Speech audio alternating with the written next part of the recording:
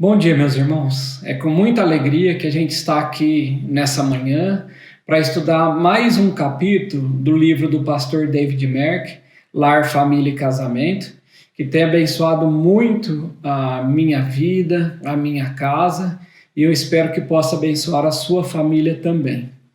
Como nós temos falado nos últimos domingos, a gente está estudando uma seção do livro chamada Papéis no Lar. E hoje, especificamente, a gente vai estudar sobre o papel dos pais. Então, basicamente, é ver o que o Senhor Jesus deixa de orientação para os pais, para nós que temos o privilégio de ser pais, para que nós possamos refletir a glória de Cristo no nosso relacionamento familiar.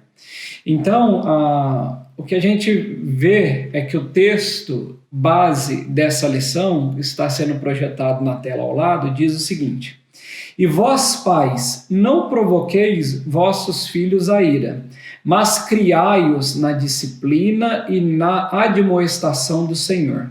Efésios 6:4. Como a gente pode ver pelas cores em destaque, o versículo tem uma parte, digamos que negativa, falando o que não deve ser feito, e uma parte propositiva, orientando o que se espera de fato de um pai cristão, de um pai temente a Deus, de um pai que quer edificar o seu lar sobre a rocha.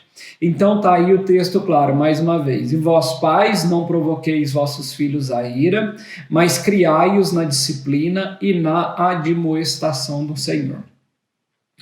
A gente precisa entender que esse texto ele faz parte de um contexto maior que começa ainda lá no capítulo 5, versículo 21, e até vai um pouco adiante do versículo que a gente leu, depois fala sobre servos, mas quando a gente pensa no núcleo básico familiar, marido, esposa e filhos, a gente pegaria esse contexto, que começa em Efésios 5 e 21, vai até Efésios 6, versículo 4. E nessa sessão, ela é aberta, ela é iniciada com esta frase que diz: sujeitai-vos uns aos outros no temor do Senhor. Então, a grande chave de sucesso é a gente se sujeitar um ao outro nos relacionamentos. Numa comparação simplória, é como quando a gente está num trânsito, né, e você quer fazer o uso da faixa, o outro motorista também, e um acaba cedendo a vez para o outro. Não, vai você, não, vai você. Então é mais ou menos essa ideia que a gente deve ter em mente quando pensa em relacionamento familiar. Tudo aquilo que a gente faz visa o bem do próximo. E quando todos os personagens têm esse conceito, esse discernimento, evidentemente fica muito mais simples das coisas fluírem. Então, o sujeitar não é se colocar tão somente como submisso. Não, é você fazer a vontade do outro para o bem do todo. Então é basicamente esse o conceito.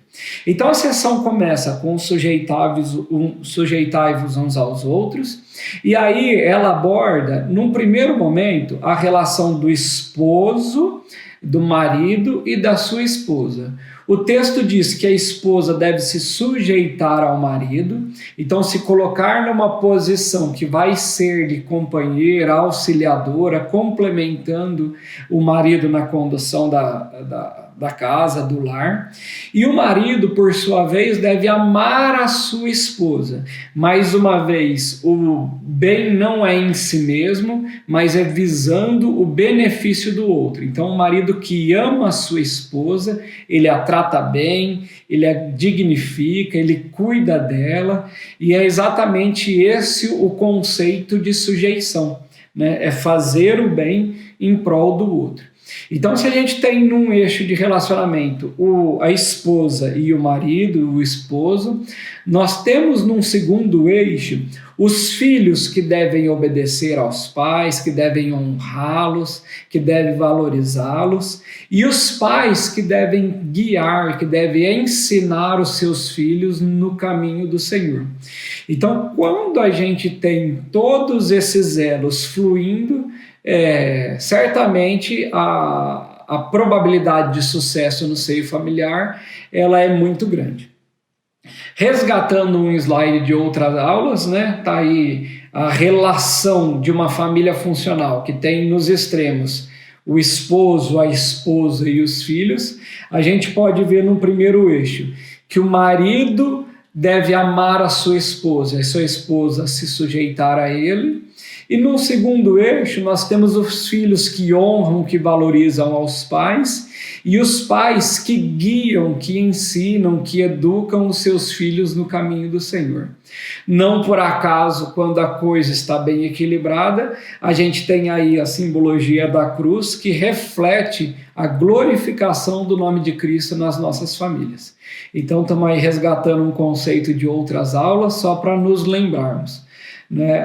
E na aula de hoje a gente vai falar exatamente dos pais como guias, como instrutores, orientadores dos seus filhos, de modo que esses venham a glorificar a Deus. Então a nossa proposta dessa aula é exatamente abordarmos este conceito. Se a gente observar o versículo que está aí citado em letras pequenas embaixo da tela, a gente pode separá-lo em duas sentenças distintas. A primeira sentença, que é aquela da negativa, é como se o autor estivesse dizendo para nós, nos orientando: pais, não irritem aos seus filhos. Pais, não irritem aos seus filhos. Muitas vezes a gente fica pensando, mas será que eu irrito meu filho? Será que eu faço isso de forma deliberada? E o Espírito Santo que ministra nos nossos corações vai conseguir nos mostrar onde e como a gente procede de maneira errada na criação dos nossos filhos muitas vezes. Então, uma forma de irritar o filho é eventualmente a gente destacando algum aspecto da personalidade dele, que ele já sabe, que ele tem dificuldade, e a gente fica massacrando os nossos filhos com aquele argumento, com aquela acusação. Muitas vezes a gente pode irritar os filhos exigindo algumas coisas que a gente sabe que de fato aquilo é uma agressão a eles, é um sofrimento de fazer aquilo. É claro que, mais uma vez, a gente precisa ponderar pelo bom senso. Não é porque a criança fala que não gosta de arrumar o quarto que a gente vai deixar para falar que ela deve arrumar o quarto. Mas mais do que ficar falando, muitas vezes a gente precisa ter atitudes práticas, a gente deve mudar a forma, mudar a abordagem, para que aquilo não fique uma implicação por si só. Porque se um filho é costumaz, desobediente em não arrumar o seu quarto, e todos os dias nós batemos na mesma tecla, vai lá, arruma o seu quarto, vai lá, arruma o seu quarto, eventualmente nós estamos falhando na educação dos nossos filhos, não o ensinando a importância, não ensinando como, não dando a mensagem clara da frequência, não dando uma ordem clara que você espera que assim que ele levante, ele arrume sua cama. Então, muitas vezes nós pais precisamos mudar a nossa abordagem para que a nossa reclamação, a nossa crítica, não seja uma crítica inócua, mas que ela de fato produza a vida na vida dos nossos filhos. A gente sabe que a rebeldia muitas vezes está ligada ao coração da criança, mas se nós continuamos repetindo as mesmas coisas, tendo a mesma abordagem e aquilo não está frutificando, alguma coisa precisa ser adequada para que aquela crítica não se torne uma mera reclamação, uma mera irritação, mas de fato venha auxiliar aos nossos filhos a que eles possam ter uma abordagem diferente do problema e que eles venham superar eventualmente aquelas dificuldades que eles têm num sentido natural. Então fica essa observação, esse cuidado dos pais de eventualmente nós temos sim que bater nas mesmas teclas, mas às vezes a gente tem que bater nessa tecla de maneira diferente. Então que o Senhor te dê sabedoria para que você às vezes mude o approach que você tem com seu filho, que você mude a abordagem que você tem com seu filho, para que de fato haja o ensino. A gente não pode esquecer nisso. Tudo aquilo que um pai vai fazer deve visar o ensino e não a contrariedade, não a irritação dos nossos filhos. Ok? Então, o apóstolo Paulo, quando escreve aos Efésios, provavelmente tem esse intuito na sua abordagem. Quando ele fala em não provocar a ira, é não fazer algo que a gente sabe que não vai ser produtivo e só vai trazer mágoa, sofrimento, decepção aos nossos filhos. Então, que nós tenhamos esse cuidado de termos uma abordagem buscando a promoção, buscando o crescimento dos nossos filhos, mesmo naquilo que a gente sabe que eles estão errados. Mas o que a gente pode mudar na nossa abordagem de maneira a auxiliá-los? Essa é a ideia, essa é a proposta do texto. Então, se a primeira implicação é para os pais não irritarem aos filhos, a segunda é como se o apóstolo dissesse: pais, conduzam seus filhos à maturidade no Senhor, treinando e confrontando-os. Até o próprio pastor David, ele pega algumas palavras do original, que a gente chama de disciplina, admoestação, e as transforma ou usa esse outro sentido de treinamento e confronto. Mas a ideia geral do texto é que nós, pais, temos uma responsabilidade sobre a educação dos nossos filhos, e eu gostei muito dessa analogia que o pastor faz, que é de conduzir os filhos à maturidade. Então é exatamente isso que Deus espera de nós. É que nós, na nossa interação com os nossos filhos, que a nossa abordagem com eles, pensemos: eu preciso auxiliá-los a que eles venham a conhecer a Deus, que eles venham a obedecer a Deus, que eles venham a ser conduzidos a Deus através daquele ensino que nós vamos deixar na vida deles. Muitas vezes a gente precisa confrontá-los, muitas vezes a gente precisa treiná-los, ensiná-los, mas tudo isso faz parte de um todo. Faz parte de olharmos os nossos filhos, observarmos a vida que eles têm levado e verificarmos se essa vida que eles têm levado glorifica a Deus. Então, mais um exemplo da irritação, às vezes um pai deixa um filho, ou mesmo sem deixar, um filho coloca um piercing, faz uma tatuagem, e o pai depois vai ficar toda vez provocando, irritando isso nos seus filhos. O grande erro foi deixar que isso acontecesse. Se eventualmente esse filho desobedeceu e você deu a instrução correta ao longo da sua caminhada, não há muito o que fazer. Eventualmente ficar falando isso só vai trazer a irritação a eles. Todavia, se a gente consegue orientar eles, falar por que a gente não concorda com aquilo, mostrar argumentos que aquilo muitas vezes é uma identificação com a sociedade e não com o reino de Deus, isso sim é o nosso papel, de ensiná-los, de orientá-los, de instruí-los, para que eles de fato tenham o caráter de Cristo formado na vida deles. Amém, meus irmãos? Então essas são as duas principais ideias do texto, que o autor, prudentemente, ele traz alguns sinônimos para nos ajudar a reconstruir esse versículo que muitas vezes se torna paisagem nas nossas vidas, e que nós possamos trazer vida dele.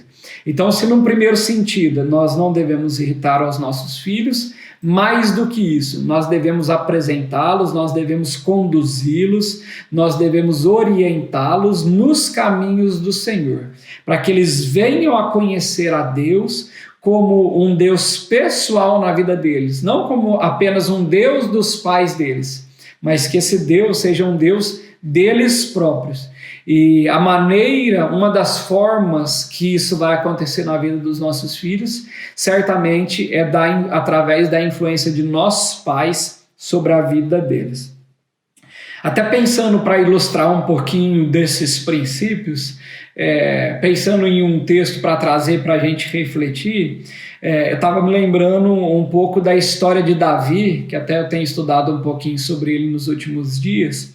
Via de regra, Davi é citado como um exemplo de pai omisso, de pai que permitiu algumas coisas erradas no comportamento dos seus filhos, e às vezes a gente acaba sendo até muito duro com a percepção que nós temos de Davi. Será que um homem segundo o coração de Deus, ele erraria tanto assim na educação dos seus filhos? Parece não ser um argumento muito lógico, um argumento muito plausível. E nesse contexto, verificando sobre a criação, sobre a educação, sobre a condução de Davi na maturidade de seus filhos, a gente tem pelo menos uma evidência bíblica, que é quando Davi vai passar o trono, vai passar todo o reino para seu filho Salomão. Evidentemente, houve toda uma caminhada de Davi ao lado de seu filho, mostrando, instruindo, orientando, mas no final de sua vida, quando de fato Davi vai passar aquele reino ao seu filho, a palavra de Deus nos registra as seguintes palavras. Eu vou projetar aqui, eu não sei se vocês vão conseguir ver pela tela, mas se não conseguirem, o texto está em 1 Reis, capítulo 2, versículos 1 a 3.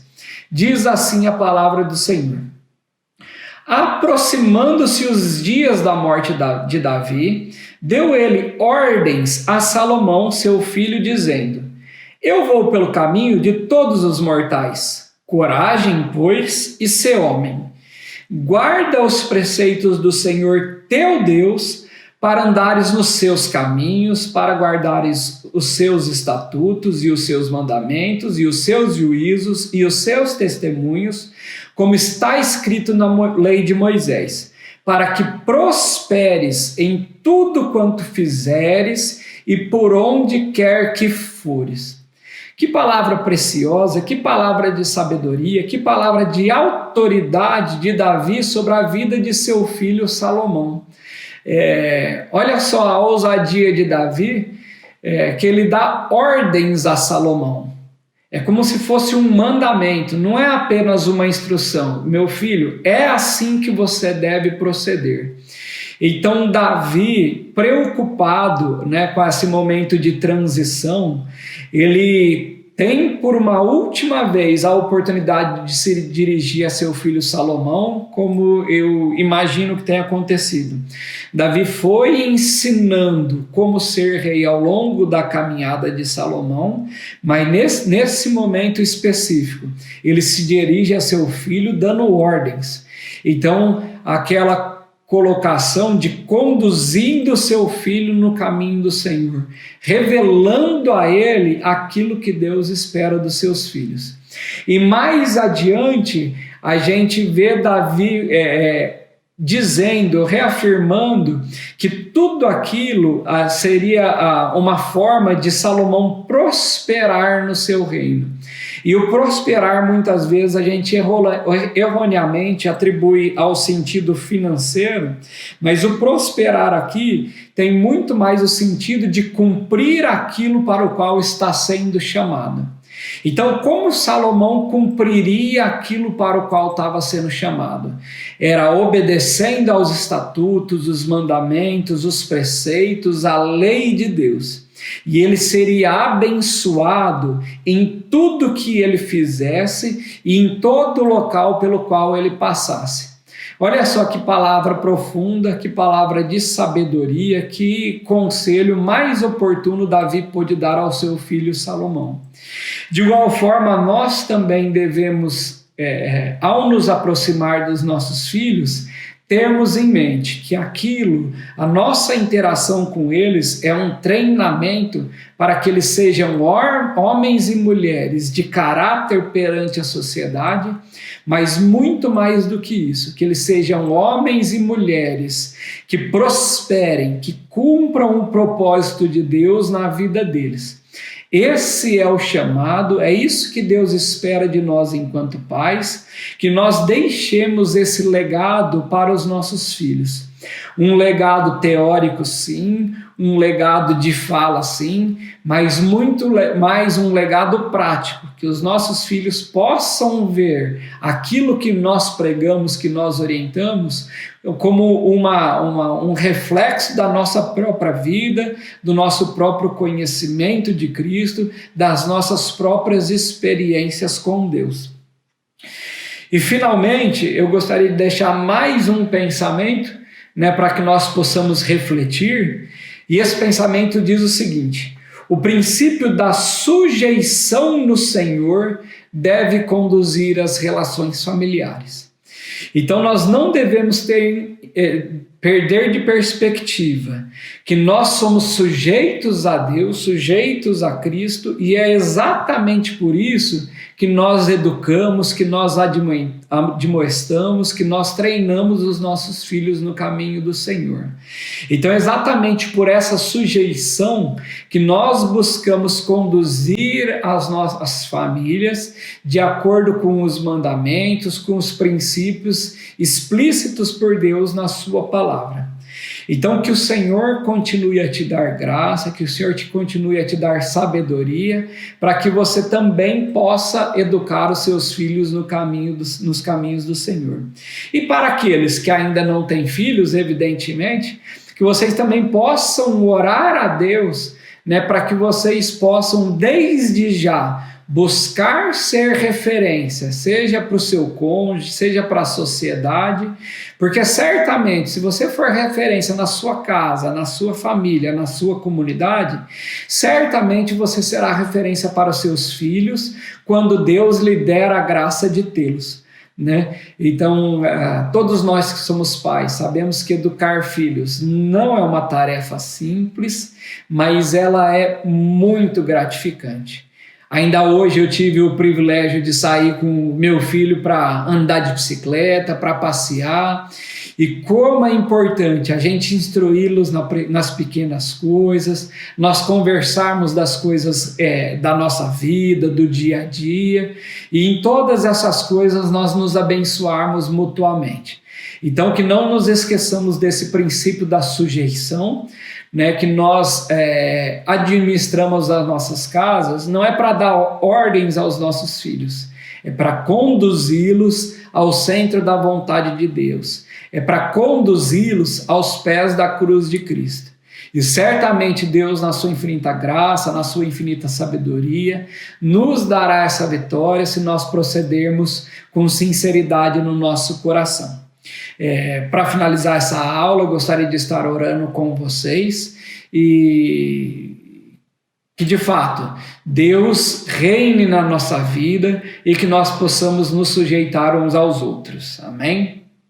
Oremos. Ó Deus de graça e Deus de bondade, nós te louvamos porque a palavra do Senhor em todo o tempo nos ensina, ela nos revela tudo que é bom, tudo que é agradável, tudo que é justo, tudo que é de boa fama. Se alguma virtude há, se algum louvor existe, que seja isso que ocupe o nosso coração, ó Deus. E a nossa oração, ó Deus, é porque nessa manhã ou nessa tarde, nessa noite, nessa madrugada, a palavra do Senhor, que é viva, que é eficaz, ela ocupe, ó Pai querido, o centro do nosso coração e ela, Pai querido, aprimore o nosso caráter. Se porventura, Pai querido, temos errado na condução dos nossos lares, nós te pedimos que o Senhor nos perdoe, que o Senhor avive em nós o Santo Espírito do Senhor e que o Senhor nos revele, ó Pai querido, quando nós exageramos na dose, quando nós tomamos decisões, ó Pai querido, que visem o Pai querido, nosso bel prazer, quando nós negligenciamos a educação dos nossos filhos, quando nós paramos de dar atenção e tempo a eles, que em todas essas coisas, ó Pai querido, o Senhor nos perdoe e que o Senhor, ó Pai querido, nos revele, se porventura, ó Pai querido, incorrermos em semelhante falta novamente, ó Pai querido, que o Espírito Santo do Senhor nos alerte, que nós nos reconciliemos, que nós peçamos perdão, ó Pai querido, aos nossos filhos, à nossa esposa, esposa, ó Pai querido, que as esposas peçam perdão, ó Pai querido, aos maridos, e que em todas as coisas, ó Pai querido, no nome de Jesus Cristo seja glorificado. Que o nosso lar, de fato, ó Pai querido, reflita a glória do Senhor, e que o Senhor continue a trabalhar, a lapidar o nosso caráter, para que o bom nome de Jesus Cristo seja glorificado através da vida das nossas famílias. É no nome e na autoridade de Jesus Cristo, ó Pai querido, que nós oramos. Amém. Boa semana, Deus te abençoe e que Ele mesmo continue a ministrar no seu coração. Amém.